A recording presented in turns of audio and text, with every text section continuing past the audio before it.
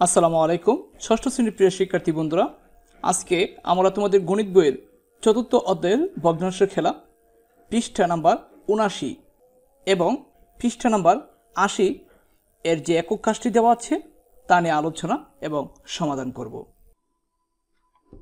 প্রিয় শিক্ষার্থী বন্ধুরা, তোমাদের ৭৯ পৃষ্ঠার একক কাজটি প্রথমে করব, তারপরে আমরা ৮০ পৃষ্ঠার একক কাজটি সমাধান করব। ৭৯ পৃষ্ঠার একক কাজটি দেওয়া আছে, গ্রিডের সাহায্যে নিচের ভগ্নাংশগুলো বিপরীত ভগ্নাংশ নির্ণয় করো।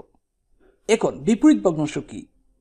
অর্থাৎ আমরা যদি এখানে তোমাদেরকে উদাহরণ দিয়ে বোঝাই যে 3/5 এটি একটি ভগ্নাংশ, এই বিপরীত ভগ্নাংশটি হবে লব এবং হরের স্থান বিনিময় করা।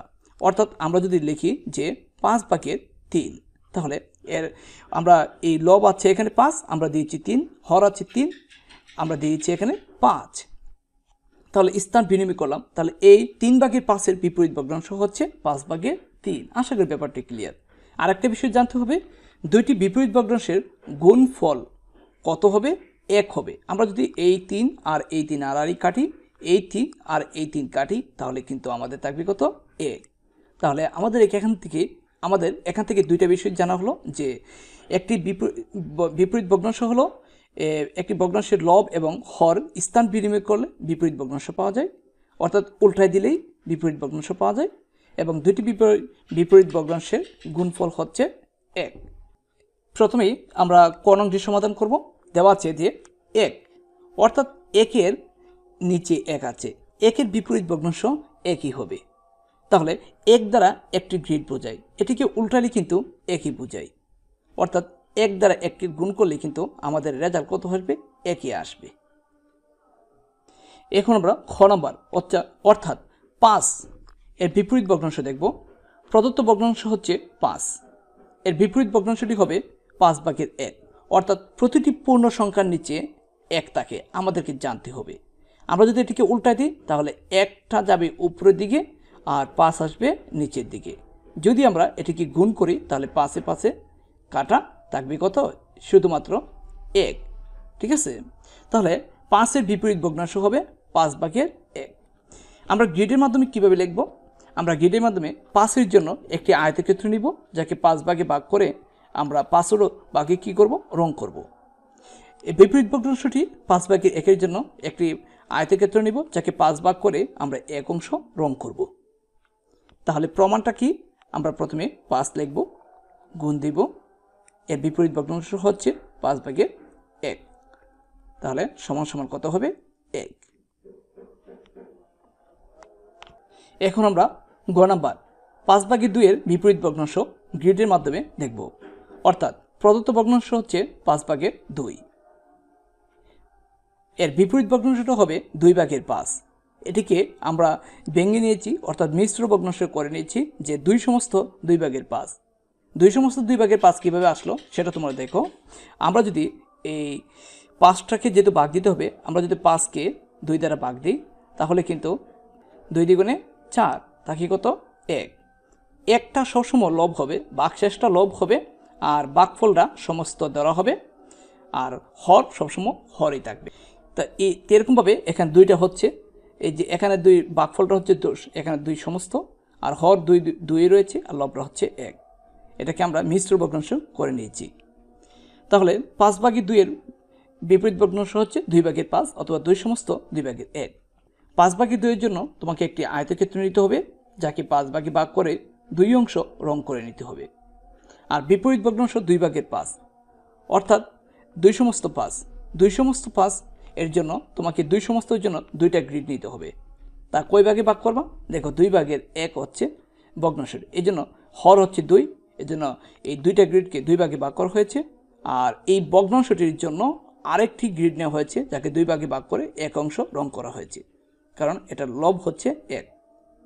এভাবে আমরা খুব সহজে বিপরীত ভগ্নাংশগুলো গ্রিডের মাধ্যমে প্রকাশ করতে পারি।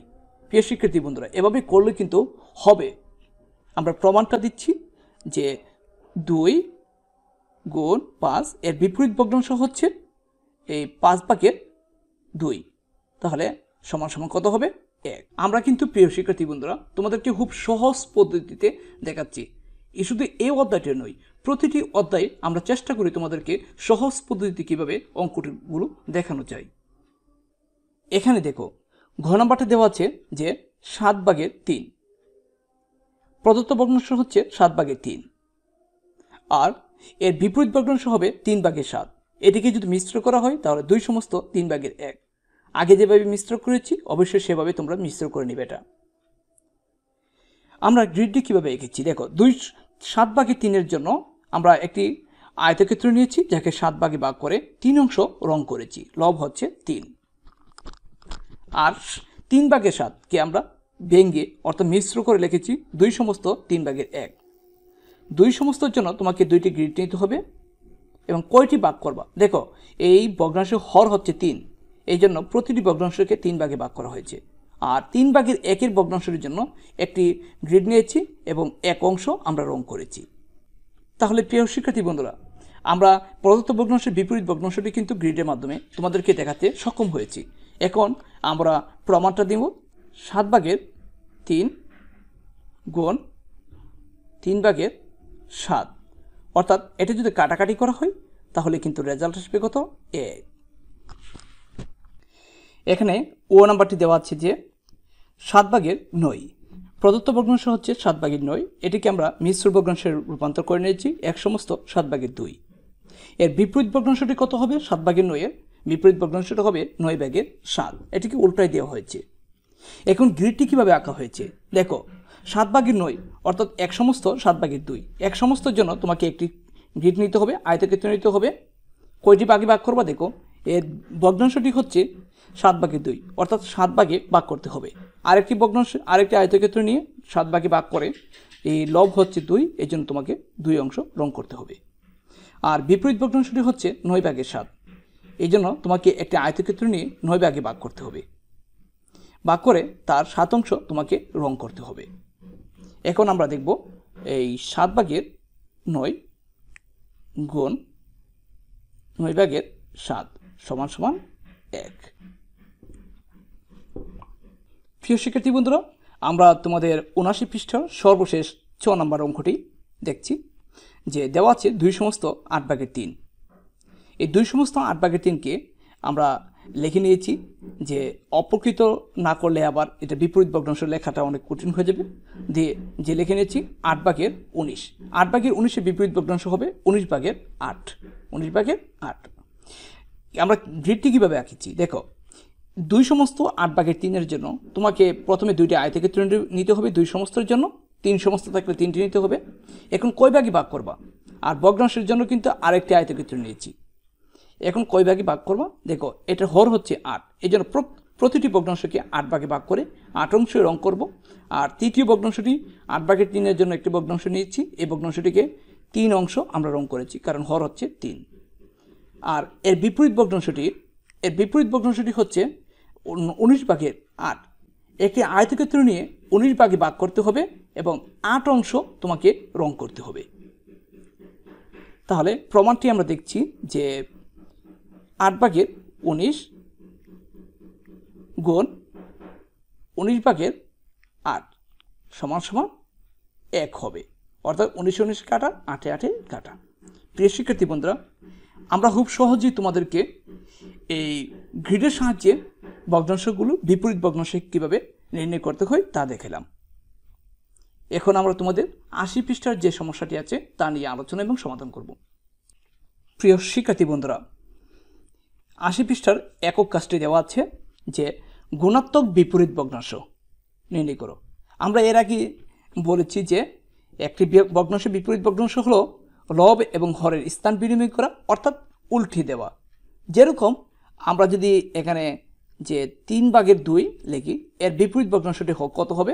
বিপরীত ভগ্নাংশটা হবে 2/3, অর্থাৎ উল্টায় দেওয়া, অথবা যেটা যেভাবে বুঝো যে স্থান বিনিময় করা, হরের জায়গায় লব দিবা, লবের জায়গায় হর দিবা, ঠিক আছে? তাহলে আমরা এখন এই 1 নম্বরটার সমাধান করব।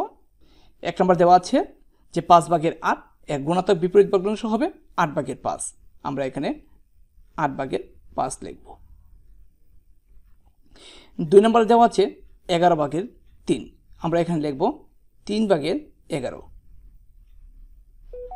3 নম্বর দেওয়া আছে 7/4, আমরা এর গুণাত্মক বিপরীত ভগ্নাংশ লিখব 4/3।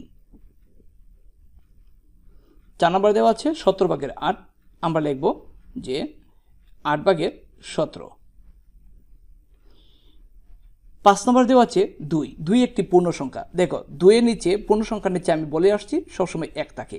এটাকে যদি আমরা উল্টাই তাহলে কত হবে, সমান সমান কত হবে 2/1। আমরা এটা লিখছি যে 2/1। 6 নম্বরতে ভিন্ন রকম দেওয়া আছে। প্রিয় শিক্ষার্থী বন্ধুরা, 6 নম্বর দেওয়া আছে যে যুগাত্মক বিপরীত ভগ্নাংশ লেখো। যুগাত্মক বলতে তোমার যদি প্লাসের চিহ্ন থাকে তাহলে তোমাকে মাইনাসের চিহ্ন দিতে হবে, আর মাইনাসের চিহ্ন থাকলে প্লাসের চিহ্ন দিতে হবে। অর্থাৎ 2 এর প্লাসের অর্থাৎ 2 এর যুগাত্মক বিপরীত হচ্ছে বিয়োগের 2, আর দুইটি যুগাত্মক বিপরীত সংখ্যার যোগফল কিন্তু কত হবে, 0 হবে।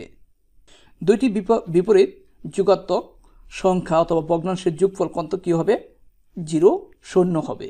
এটা আমাদের মনে রাখতে হবে।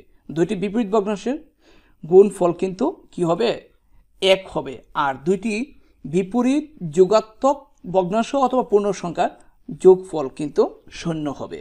যুগাত্মক হলে 0 হবে, আর বিপরীত ভগ্নাংশ গুণাত্মক বিপরীত হলে 1 হবে। গুণাত্মক বিপরীত হলে 1 হবে, আর যুগাত্মক বিপরীত হলে কি হবে, 0 হবে। এই বিষয়টি আমাদেরকে মনে রাখতে হবে। তাহলে 3/1 যুগাত্মক বিপরীত হচ্ছে মাইনাস বলো আর বিয়োগ 3/1। এটাকে কিন্তু উল্টানো যাবে না, ঠিক আছে। অর্থাৎ 3/1 থেকে 3/1 বিয়োগ করলে যোগ করলে আমরা কিন্তু 0 পাবো, ঠিক আছে। আর বিয়োগ 3/2 এর যুগাত্মক বিপরীত হচ্ছে, আমরা যুগাত্মক বিপরীত বলছে যোগ থাকলে বিয়োগ দেব, বিয়োগ থাকলে যোগ দেব। তাহলে আমরা এখানে দিব কি 3/2। এটা কিন্তু উল্টানো যাবে না। 5/0 অর্থাৎ 0কে 5 ভাগ করা, অর্থাৎ 0 এর যুগাত্মক বিপরীত ভগ্নাংশ 0ই হবে। আমরা এখানে শুধু 0 দেব। 8 হচ্ছে যুগের, এটা যুগাত্মক বিপরীত হবে বিয়োগের 8। আর এখানে হচ্ছে 12 হচ্ছে বিয়োগের, এটা যুগাত্মক বিপরীত হবে প্লাসের। অর্থাৎ এটা যদি যোগ করি তাহলে আমরা কিন্তু 0 আসবে। প্রিয় শিক্ষার্থী বন্ধুরা, এরকম ভিডিও পেতে চ্যানেলটি অবশ্যই সাবস্ক্রাইব করে বেল আইকনটি অন করে রাখো। আর যদি তোমাদের ভালো লাগে তাহলে অবশ্যই একটা লাইক করো। আসসালামু আলাইকুম।